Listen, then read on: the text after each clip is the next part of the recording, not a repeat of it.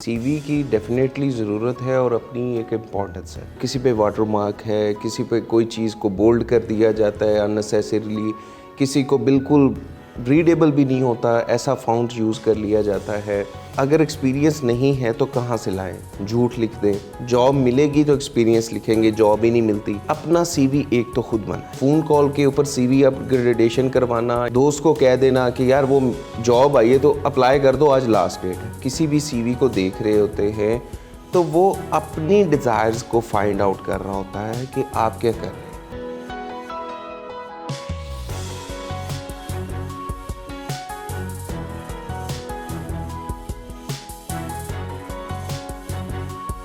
आउज़ बिल्लाहि हिमिनश शैतानिर्रजीम बिस्मिल्लाहिर्रहमानिर्रहीम अल्लाहुम्मा सल्लि व सल्लिम अला सय्यिदिना मुहम्मदिन व आलिहि बिक़द्रि हुस्निही व जमालिही व नूरिही व कमालिही। अस्सलाम वालेकुम दोस्तों, हसन रज़ा आज एक दफ़ा फिर आपकी खिदमत में हाजिर है। अब तक के आपके तावन और अब तक के अप्रिसिएशन का आपका बहुत शुक्रिया।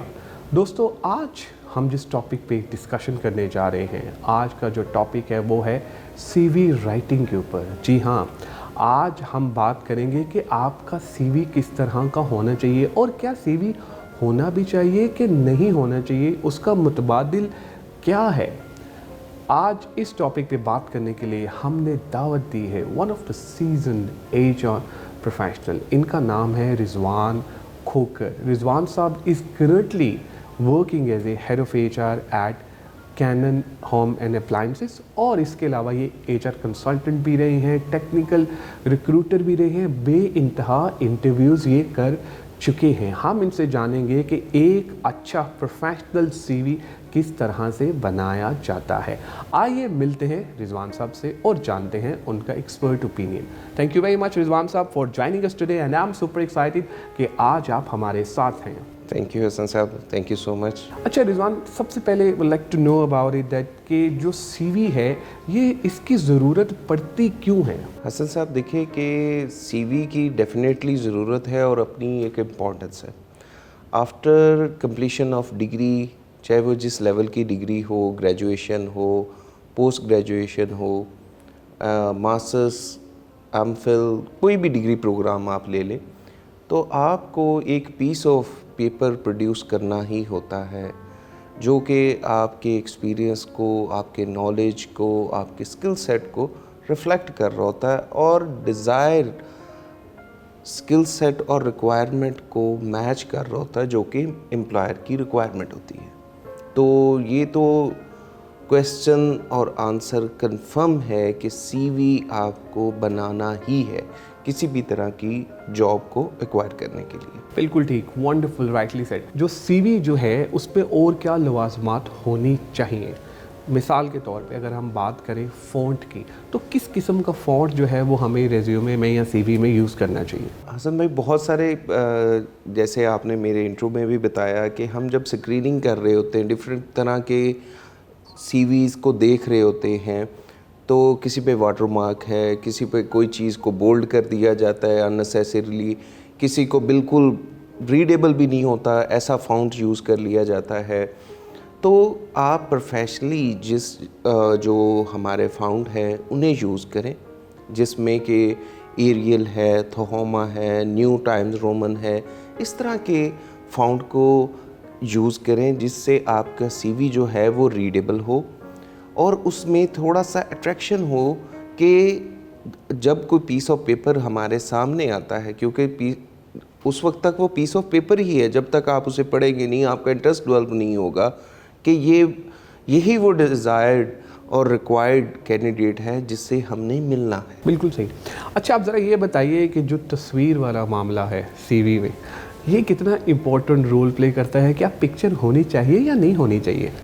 देखिए कि पिक्चर जहाँ तक है ज़रूरी, अगर तो आपकी फील्ड ऐसी है, जस्ट लाइक कि आपने कोई फॉर ड्रामा एक्टिंग, मॉडलिंग या कि किसी तरह की आपकी जो है ग्राफिक डिज़ाइनर के आजकल प्रोफाइल्स बनते हैं, इस तरह की वर्किंग शो करनी है, how much you are creative और उसमें ज़रूरत है, तो देन अपने आप पिक्चर अपलोड करें।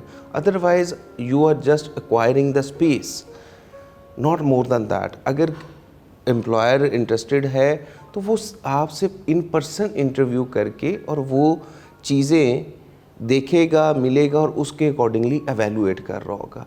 एक पासपोर्ट साइज़ की स्नैप लगा देना, या एक ट्रेंड आया था कि कैजुअल स्नैप लगा देना, पीछे बैकग्राउंड है कि शादी के ऊपर आप गए हुए हैं तो कोई फ्लावर्स आ रहे हैं या किसी तरह का कोई ऐसा फ़नी सा बैकग्राउंड है और आप कैजुअल, जी आजकल तो कैजुअल चल रहा है, तो आप कैजुअली उसको अपलोड कर रहे हैं। तो ये नेगेटिविटी के पॉइंट्स हैं आपके सीवी के, कोई पॉजिटिविटी नहीं है उस हवाले से। बिल्कुल सही। अच्छा, अब ज़रा हमें ये बताइएगा कि आपने माशाल्लाह इतने इंटरव्यूज़ किए, ऑलमोस्ट ऑन डेली बेसिस पे बेतहाशा जो है वो सीवीज़ देखते भी हैं, तो आप क्या समझते हैं कि जो एक अच्छा सीवी है वो कितने पेजेस का होना चाहिए? देखिए कि एक जो कंप्लीट और कंसाइज सीवी है वो, और एक किसी अच्छे प्रोफेशनल का सीवी जिसने वर्क एक्सपीरियंस रखता है, तो वो मैक्सिमम तो 3 तक होना चाहिए, और एक जो अच्छा सीवी है वो 2 पेजर्स होता है। अगर कोई फ्रेश ग्रेजुएट है तो 1 पेजर सीवी है। हाँ, आपके साथ अगर ऐसा एक्सपीरियंस है कि more than 10 years, more than 15 years, तो आप 3 पेजेस को यूज़ करते हुए, but not more, it's an recommended. और मैं समझता हूँ अपने एक्सपीरियंस की बेस के ऊपर और जो चीज़ें हमने अपने सीनियर से, अपने मेंटोर से सीखी हैं, तो 3 से ऊपर जब सीवी होता है तो रीड करने वाला, देखने वाला एम्प्लॉयर जो भी रिक्रूटिंग प्रोसेस में है, ही और शी गेट बोर्ड कि ये बताना क्या चाह रहे हैं। So your CV should be concised. ज़बरदस्त, बेहतरीन। अब हमें ये बताइए कि जिनका एक्सपीरियंस नहीं है, जो फ्रेश ग्रेजुएट्स हैं, उनका सीवी किस तरह का दिखना चाहिए? हसन भाई, जैसे ये क्वेश्चन तो रहता है जो भी फ्रेशली ग्रेजुएट होते हैं, ख़ास तौर पे उनका, स्टूडेंट्स का, कि अगर एक्सपीरियंस नहीं है तो कहाँ से लाएं, झूठ लिख दें, या कि जॉब मिलेगी तो एक्सपीरियंस लिखेंगे, जॉब ही नहीं मिलती। तो देखिए कि आपकी जिस जॉब के लिए आप अप्लाई कर रहे हैं तो उसमें उससे रेलिवेंट आप अचीवमेंट्स, कोई प्रोजेक्ट आपने किए, चाहे यूनिवर्सिटी लेवल पे किए हुए हैं, कोई फ्रीलांसिंग का काम किया हुआ है जो कि रेलिवेंट है, तो उस सब एक्सपीरियंसेस को अपने सीवी के ऊपर प्लॉट करें, जो कि हेल्पफुल होगा उस रिक्रूटर के जो कि आपके रिज्यूमे को देख रहा है, टू शॉर्टलिस्टेड द सीवी और आपको इंटरव्यू के कॉल के लिए। बिल्कुल सही। अच्छा, कोई ऐसा कोई रियल टाइम एक्सपीरियंस जो आप हमसे शेयर करना चाहें कि कभी कोई सीवी सामने आया हो और फिर बंदा आके बैठा हो और सीवी कुछ और बता रहा हो, बंदा कुछ और बता रहा हो, कोई ऐसी एग्जांपल आप शेयर करना चाहें? एग्जैक्टली बहुत सारे सिनेरियोज़ होते हैं कि अब ये तो मैं डेफिनेटली शेयर नहीं करूँगा और के नाम और वो, लेकिन सिनेरियोज़ बहुत सारे आ जाते हैं। मैं आई रिकमेंड टू ऑल जो भी इस इंटरव्यू को देखेंगे कि अपना सीवी एक तो खुद बनाएं। जब आप खुद बनाते हैं कि एक वो फ़ोन कॉल के ऊपर सीवी अपग्रेडेशन करवाना, या वो दोस्त को कह देना कि यार वो जॉब आई है तो अप्लाई कर दो, आज लास्ट डेट है, या नेट कैफ़े वाले को कह देना कि बना रहे हैं। हाँ। एग्जैक्टली। तो नेट कैफ़े वाले ने दूसरा काम भी करना होता है और वो सारी चीज़ें देखते हुए तो पता चलता है कि CNIC नंबर और बहुत सारे ऐसे ब्लंडर नज़र आ रहे होते हैं। और आपका जो क्वेश्चन था कि कभी ऐसा हो कि कुछ लिखा कुछ और है, तो फिर डेफिनेट है कि एम्बैरसिंग सिचुएशन उनके लिए होती है। आपको मालूम नहीं है कि जहाँ से आपको इंटरव्यू कॉल आई है कि इंटरव्यूअर कौन होगा। आप नाम तक पूछ सकते हैं लेकिन वो क्या है, कहाँ से है, लेकिन ये नहीं पूछा जाता।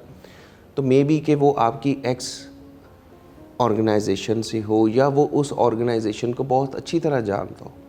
तो कभी भी इररेलेवेंट या झूठ की बुनियाद पे अपने एक्सपीरियंस को शो कर देना, अपने प्रोजेक्ट्स को शो कर देना कि ये काम मैंने किया है, तो ये एम्बैरसिंग सिचुएशन होती है बहुत ज़्यादा।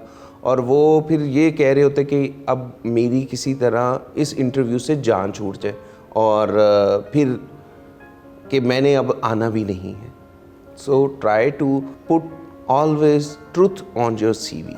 जो आपके पास है आप वो प्लॉट करें। अब ज़रा एक और specific question that is very relevant और वो ये है कि ऑब्जेक्टिव्स की हम बात करते हैं, सीवीज़ पे हम देखते हैं ऑब्जेक्टिव्स कि यार ऑब्जेक्टिव लिखा होता है, तो आप क्या समझते हैं कि कौन सा ऐसा ऑब्जेक्टिव है जो डाल दिया जाए जो कि रियल टाइम लगे कि ऐसा है? देखिए, जहाँ तक ऑब्जेक्टिव की बात होती है, it's your personal objective, right? क्योंकि कोई रिक्रूटर जब होता है किसी भी सीवी को देख रहे होते हैं, तो वो अपनी डिज़ायर्स को फाइंड आउट कर रहा होता है कि आप क्या कर रहे हैं, जिसमें उसके टॉप 3 जो चीज़ें हैं कि आपका स्किल सेट, आपका नॉलेज, कि जितना आपने उसे पोर्ट्रेट कर दिया है अपने सीवी के ऊपर। जहाँ तक ऑब्जेक्टिव की बात है, आप ज़रूर उसे प्लॉट करें and it should be relevant with your personality, your upcoming vision कि मैं करना क्या चाह रहा हूँ, and it's should be relevant.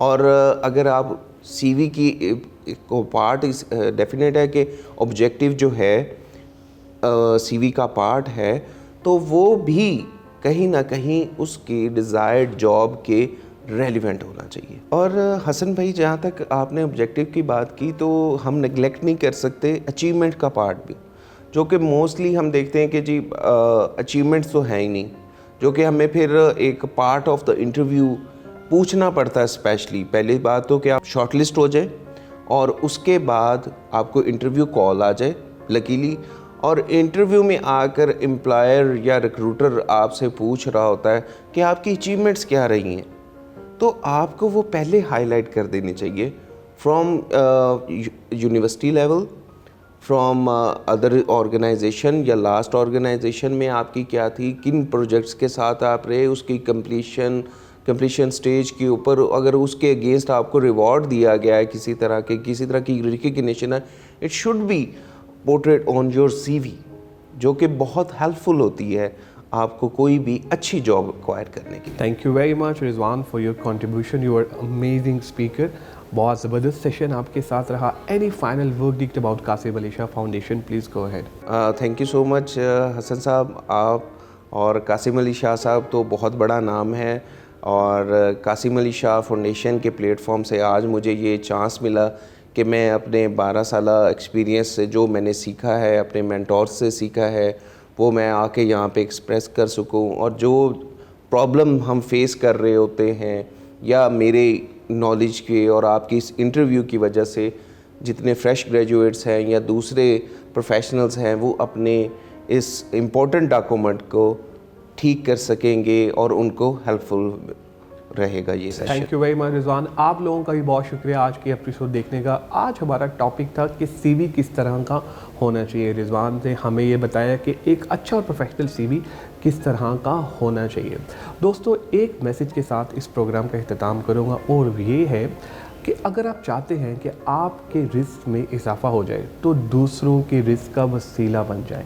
अपनी दुआओं में याद रखिएगा। इंशाल्लाह अनकरीब एक नए गेस्ट, एक नए टॉपिक के साथ आपकी खिदमत में दोबारा हाजिर होगा।